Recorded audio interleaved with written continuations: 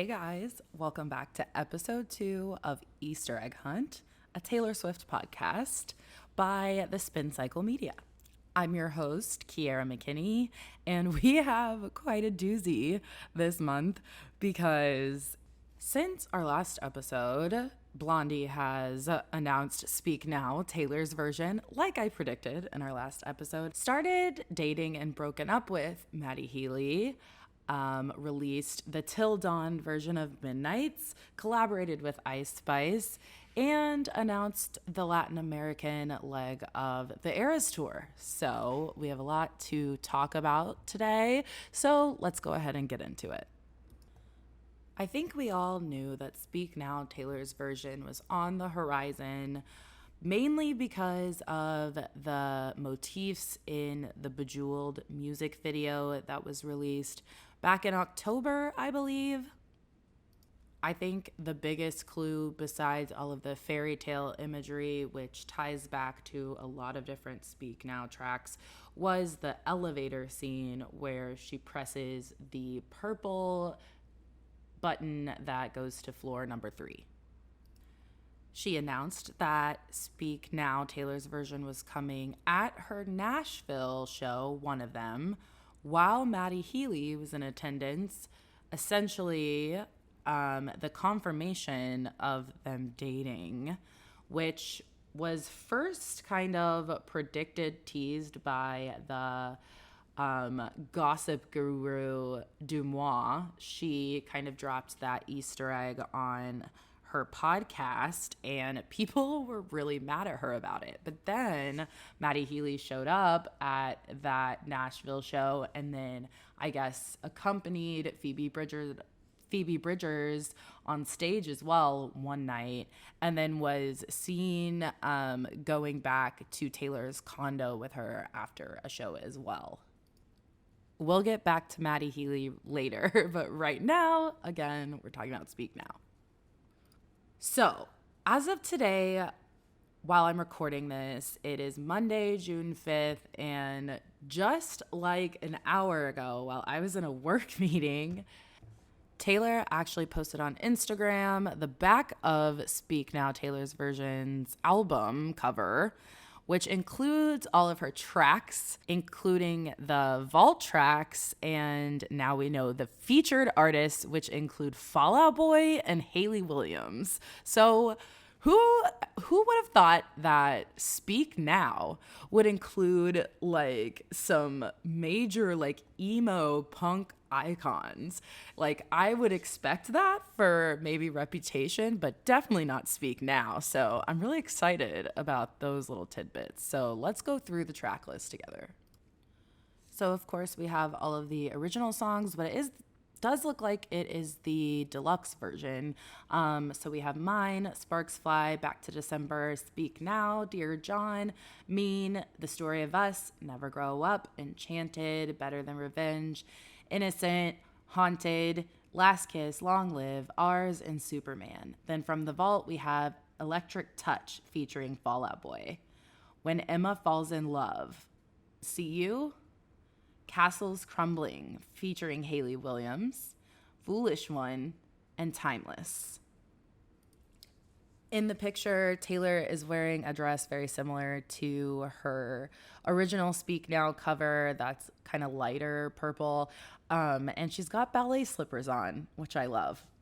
In her post, she says, I'm very excited to show you the back cover of Speak Now, my version, including the vault tracks and collaborations with Hayley Williams from Paramore and Fall Out Boy. Since Speak Now is all about my songwriting, I decided to go to the artists who I feel influenced me most powerfully as a lyricist at that time and ask them to sing on the album. They're so cool and generous for agreeing to support my version of Speak Now. I recorded this album when I was 32 and still growing up now, and I can't wait to unveil it to you all on July 7th. I think it's really interesting that she wrote this like country pop album, but was really inspired by like these emo songwriters, Pete Wentz and Hayley Williams. That's just really interesting to me. I think one question on a lot of our minds is, will she change the lyrics to Better Than Revenge? I personally really hope that she doesn't. I really hope that she doubles down. And I think that that's kind of part of why maybe she's having Hayley Williams on this album, is because Misery Business does kind of have the same feel of Better Than Revenge, where, of course, yes, it is now in today's lens viewed as like misogyny, when really at the core of it, it's just like an angry teenager, angry at another girl, and is, you know, acting on that emotion. And that is like a real emotion. And I like appreciate it. I appreciate like the honesty and the like rawness of it. So I really hope she doesn't change it. I think that that's something that everybody will appreciate, like that kind of like authenticity. I hope that it doesn't devolve into like a whole like anti-hero music video thing where she had to kind of like erase the word fat from the scale. I think that being honest about the things that happen to us make us feel, regardless of whether or not it's right, is what like artists are supposed to do. And I think that that is the purpose of that song. I think that's what it serves on the album. I think that if like artists were always supposed to present like the best version of themselves, we would be lacking a lot of our best music. So I really hope that she leaves in the, you know, she's better known for the things she does on the mattress. I think it's clever, I think it's funny, and I think it's like cunning and bitchy. And I think that it's nice to see a bitchy side of Taylor, don't you? I want to take a look at these Vault song track names and kind of make some bold predictions as to who maybe they're gonna be about. We know that Speak Now was written completely by Taylor with no co-writers in the room between the years of 2008 and early to mid 2010 while she was on her Fearless tour. So we know that some contenders that could possibly be mentioned in these songs include the likes of Joe Jonas, Taylor Lautner, John Mayer, those kinds of, it's that era. I think we might also get maybe a glimpse of very early Jake Gyllenhaal, perhaps. I don't know. That might have come a little bit later, as this song or this album was released in October of 2010, and I think that that's when they met. But because these songs from the Vault were written over that time period, I guess it is possible that she could have like started a song too late to make the album and then like put it on the album now, you know what I mean? So anything is possible with these re-records, really. Electric Touch featuring Fall Out Boy to me feels very much like it's gonna be John Mayer, partially because Fall Out Boy and John Mayer have collaborated before on Beat It. And Electric Touch, I just have this feeling that based on the lyrics of Would've, Could've, Should've, also like Sparks Fly, there's so much imagery with Taylor and John Mayer about her kind of being tempted to go down this road, following her, physical desires, despite maybe her like brain telling her no and her body saying yes kind of thing, which I think a lot of teenage girls have that kind of dilemma. And it's a really hard decision to make when you're young, because you're like, I want to be a woman, but at the same time, I'm scared to be taken advantage of, but also I want to explore these things, but also I don't want to make an ass out of myself. It's a very scary time to be a teenage girl. So I think that like the imagery she uses, plus like the featuring Fall Out Boy, I just have a feeling that track number 17, Electric Touch, is going to be a John Mayer song. When Emma Falls in Love, I'm going to guess that this is something kind of Jane Austen-y. I think that we're talking about the book, the novel, Emma.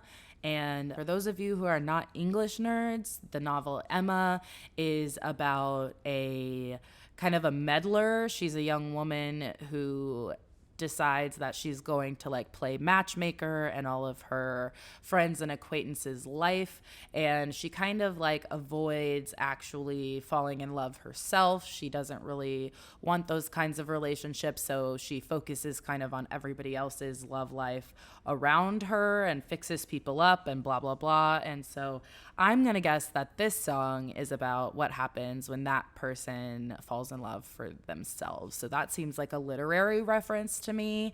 I don't think that one's going to be about a boy necessarily. Now, I Can See You. This one's tricky. I have a feeling I know kind of the premise of what this song is going to be about. I have a feeling because she does talk about this kind of concept a lot, about men being really scared of showing their true selves to a partner, a potential partner, wanting to be seen a certain way, wanting to portray a certain persona as opposed to being seen for their like real selves, their true selves. And I feel like that's the statement being made here, is like it's almost like a taunt of like, I can see you, I see through you, maybe.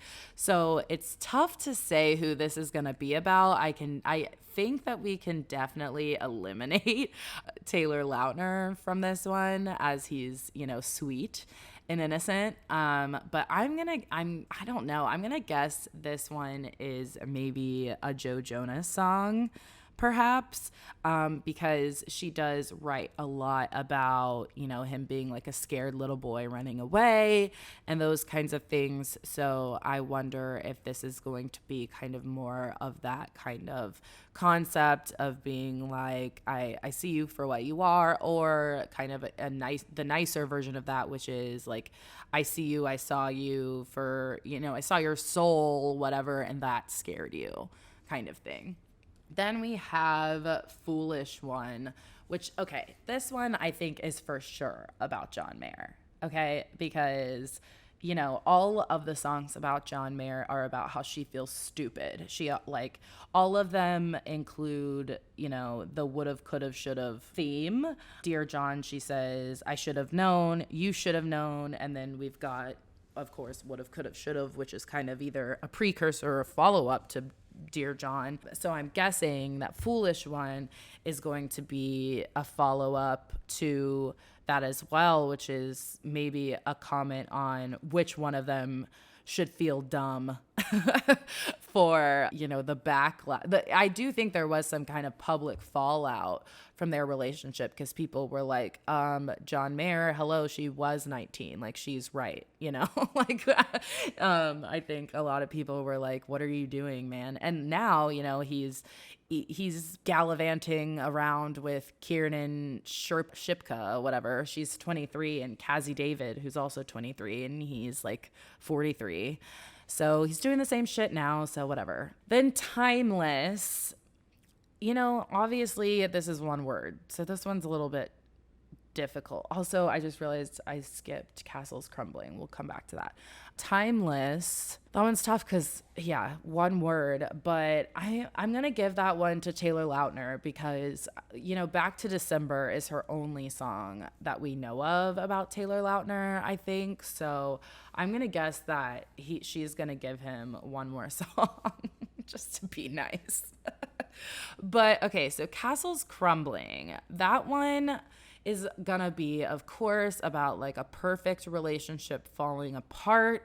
So I'm gonna maybe give that one to Joe. I'm gonna give that one to Joe Jonas. It features Hayley Williams. I don't know if that is gonna mean that it's a little bit screamy, if it's a little yelly.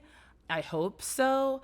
I would like to note that there is a Paramore song entitled Brick by Boring Brick, which is kind of about tearing down a building. That's kind of similar imagery there. But yeah, go listen to that song, see if that makes you kind of envision similar imagery that the title Castles Crumbling does, because I think that's kind of interesting. Something to note is that I don't really see a whole lot of tracks on here that conjure any thoughts of Kanye, which is notable considering that Innocent is most definitely about Kanye. That's kind of her first comment on him. I think this really speaks to either, well, one of two things. This either speaks to how really done and over the whole situation she is, or she's saving it all up for reputation.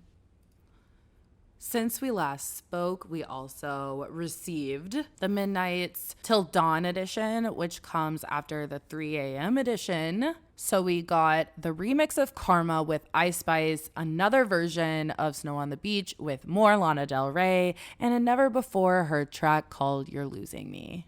Taylor also brought Ice Spice on stage at all three of MetLife Stadium's concerts, which was huge. Sorry if you just heard my phone buzzing. You're Losing Me is actually only on the CD version of the album, which is on sale on site at the Eras Tour. But it's really like a devastating track and definitely gives a lot of insight into, I think, the demise of Taylor and Joe's relationship. I think it talks a lot more about maybe some of her insecurities and maybe his like resistance and those sorts of things and kind of their disconnect. And this is something I think I talked about on the last episode. I have always believed that Joe like really sought privacy and like really expected Taylor in a way to like give up some of her fame for him. And I think we saw that a lot in the track Peace from Folklore. I think I talked a little bit about how I relate a lot to that song in a different way, not because I'm famous, obviously, but just because my life includes a lot of chaos in a similar way. But anyway, she says in You're Losing Me, she says, we thought a cure would come through in time. Now I fear it won't. So that kind of indicates that maybe they thought that they'd meet in the middle later, but that didn't happen.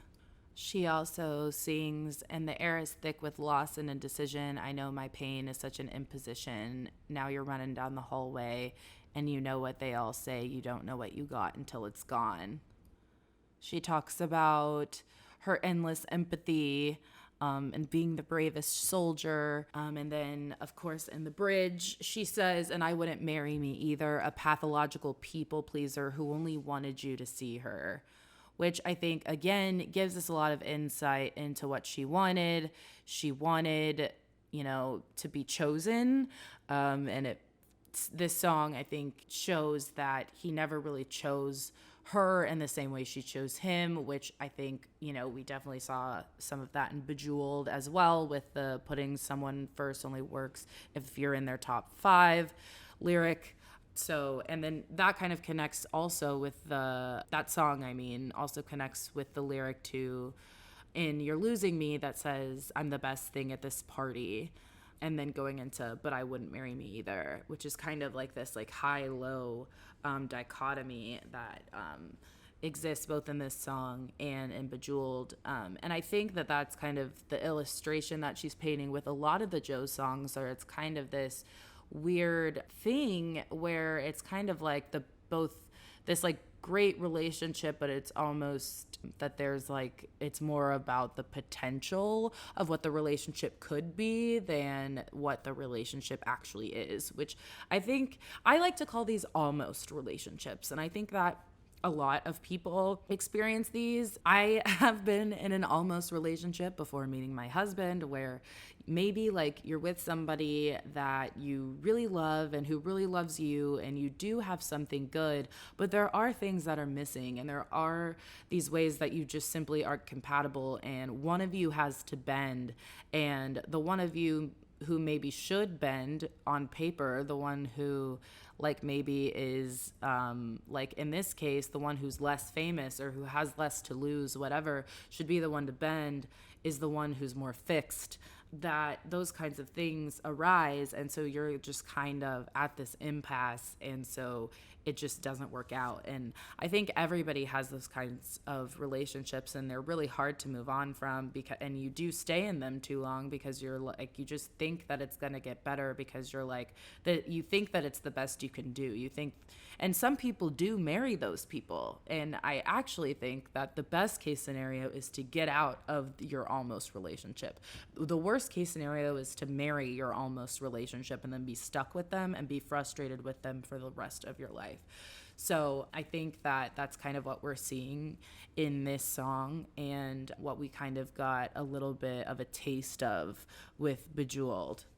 I also think this supports the theory that a lot of Swifties had, that she changed her views on marriage to fit Joe's, the I wouldn't marry me either, because she used to write a lot about marriage and kind of idealized and fantasized about marriage. And then all of a sudden she said that other people wanted her to get married on Lavender Haze. And it was like, what? It was like, what? You're the one who talked about getting married, and now all of a sudden, like, you think it's us? This lyric, I think, for me, kind of came full circle, made me feel validated, I think, in the way that I listened to those songs. You know, I think that we're starting to see a full story of what happened here with Joe and Taylor.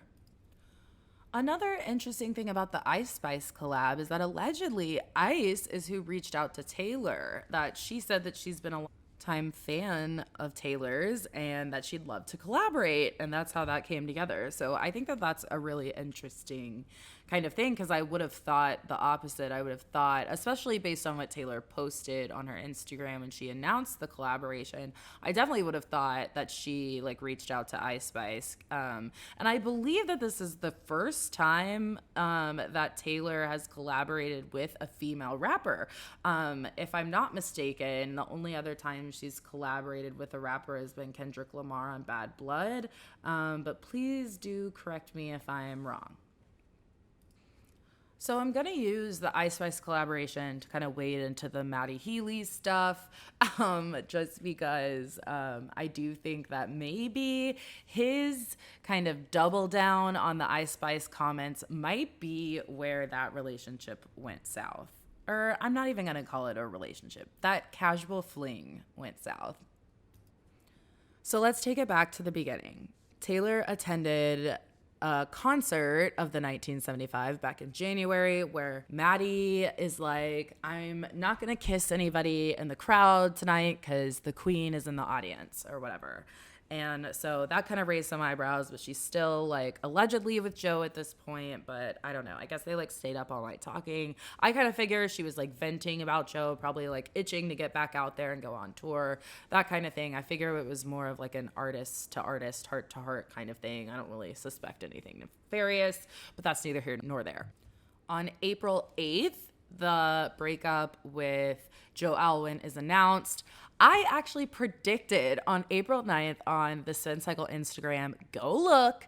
I said, my bold prediction is that Taylor Swift dates Matty Healy next, even if for a very brief moment in time. And that's exactly what happened. On May 3rd, Dumois, it kind of like teases this rumor that Matty Healy and Taylor Swift are talking, they're dating, whatever, and that all these people in the music industry like know about it, that it's like kind of widely known. And come to find out, the reason that that is because so many people on the Eras tour are connected to Matty Healy, and he's like really good friends with Phoebe Bridgers, with Jack Antonoff, all these people. So it's kind of this like big circle of people kind of like know Matty Healy, know Taylor. And so the word starts getting out in the music industry. So the rumor first like hits the internet May 3rd. Then on May 6th, he attends the Nashville concert. And so that kind of fuels the fire. Then they start being spotted out together. Of course, he goes back to her condo with her after the Nashville shows. They're starting to be spotted together. It's never like overtly confirmed. She never calls him her boyfriend. She never like says his name on stage or anything like that, but he is at some concerts. He is seen in her car. He is seen at her condo, those sorts of things. But it seems to be casual, flirty, cute, nothing crazy or anything like that. Despite this, fans freak out because, of course, Matty Healy has this colorful history, checkered past. He's said terrible things about a lot of women. He's made some poor judgment calls in the past, I guess, is the best thing I can say. He's kind of like your quintessential rock star. It's like he's trying to be somebody from the past. I guess that is kind of indicative of his band's name, like whatever. But he definitely is trying to be this like throwback version of what a rock star is. Like, I don't know. He's kind of like a parody of himself. Some of his like antics are silly and like haha, hee hee, whatever. But then other things that he does are just like straight up abhorrent. Let's deep dive into some of that really fast.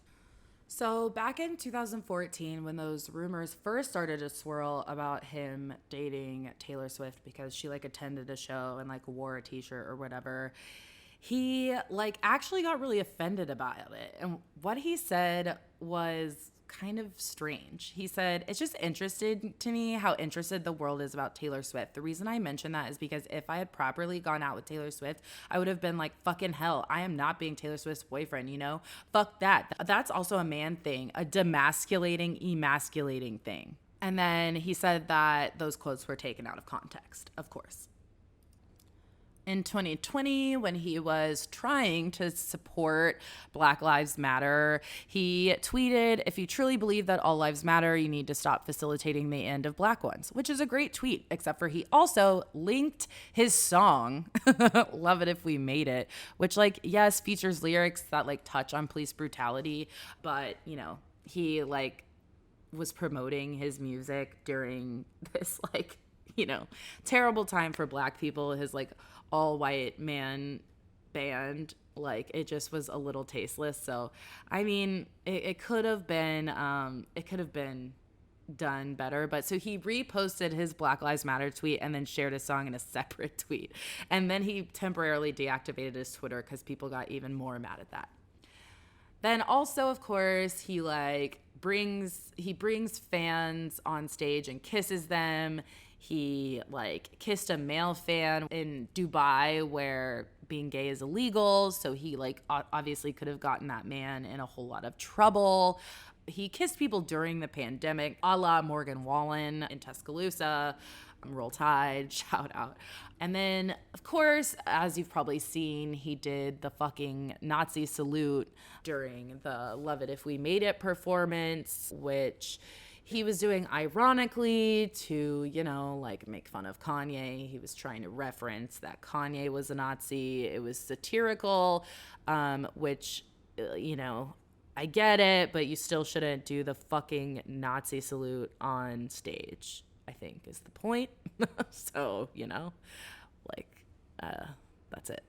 But he's never acknowledged it or responded to that backlash, whatever. Then, of course, most recently, he like mocked Ice Spice on this podcast, and he talked about how he slid into Ice Spice DMs, and then the other people made fun of her appearance, I guess, and they imitated these like Chinese and Hawaiian accents. They said she looked like a chubby Chinese lady, blah, blah, blah. I'm not going to like repeat all the things they said or anything like that. You can go look it up if you want to. But like all these white dudes you've never heard of sitting around making fun of the like most famous young woman in the world right now, like LOL. So this was in February that the episode aired. So probably back in January. So the episode was then pulled from Apple and Spotify. And then in April, Matty apologized for the comments at first when he was performing in New Zealand. And he said, quote, "I never meant to hurt anybody. I'm sorry if I've offended you. And like, Ice Spice, I'm sorry. It's not because I'm annoyed that me joking got misconstrued. It's because I don't want Ice Spice to think I'm a dick. I love you, Ice Spice. I'm so sorry. I don't want anything to be misconstrued as mean. I don't mind being a bit of a joker, but I don't want to be perceived as like kind of mean-hearted." And she ignored that entirely. But then in an interview with The New Yorker published just last week, He addressed it and said that it actually doesn't matter. And he said, quote, "If it does matter to you, you're either deluded or you are, sorry, a liar. You're either lying that you are hurt or you're a bit mental for being hurt. It's just people going, oh, there's a bad thing over here. Let me get as close to it as possible so you can see how good I am." And I kind of want them to do that because they're demonstrating something so base level. So this like breakup news comes at a really interesting time because, again, like he apologized publicly to Ice Spice back in April. So around the time that he was seemingly like possibly chasing after Taylor Swift. But then now that things are kind of running its course, now he's doubling back and doubling down. Interesting. Taylor and Matty were last seen together on May 25th out on a dinner date. I think they've really only been on like double dates together with Jack and his wife, if I'm not mistaken. Again, public sentiment has been very much anti the two of them. I have been in the camp where I just like don't think that it's fair to attach a woman's like character or value system to the kind of men they date. I think that there's a lot that goes into the dating process, especially for women, that has to do with self-esteem and trauma and family history and all kinds of things. I don't think it's just like 100% value based, and I think that's very honestly like short-sighted and juvenile. I think that I always saw this as a rebound, and it's within every woman's right to rebound with the worst human being ever. I just think that, you know, you shouldn't marry somebody who acts like this. You shouldn't have kids with them, and you shouldn't defend them publicly, and, you know, those kinds of things. And she didn't. I don't think that this reflects poorly on Taylor's values or her character at all. I think she just was like making out with a like rock star for about like 3-4 weeks. That's fine. Whatever. After the news that he doubled down on the Ice Spice comments in that New Yorker interview, he was also seen kissing his security guard at his tour over the weekend. So my guess is that they probably broke up sometime between that last public dinner date and that kiss. So I wouldn't be surprised, honestly, if they broke up over his comments in the New Yorker, because I can imagine that Taylor cares enough about her reputation to draw the line at something like that. So who knows? Maybe we'll find out. I wonder if we'll get any kind of music about Matty. I don't know if it like was too short of a fling to get any kind of music about it, but even if it's just a song about like her fans turning on her for like a rebound, I'd be into that. Okay, next up, we have to talk about Taylor Swift announcing her Latin American leg along with Sabrina Carpenter, which has ignited like this total Gen Z drama about like Olivia Rodrigo and how that ties into the Sabrina Carpenter of it all. So if you, like me, were born before like 1998, then I'm going to give you a whole overview of this shebang so that you understand what's going on, and then we'll get into the nitty-gritty. So if you don't even know who these people are, Olivia Rodrigo is, of course, our like Gen Z pop queen of driver's license fame.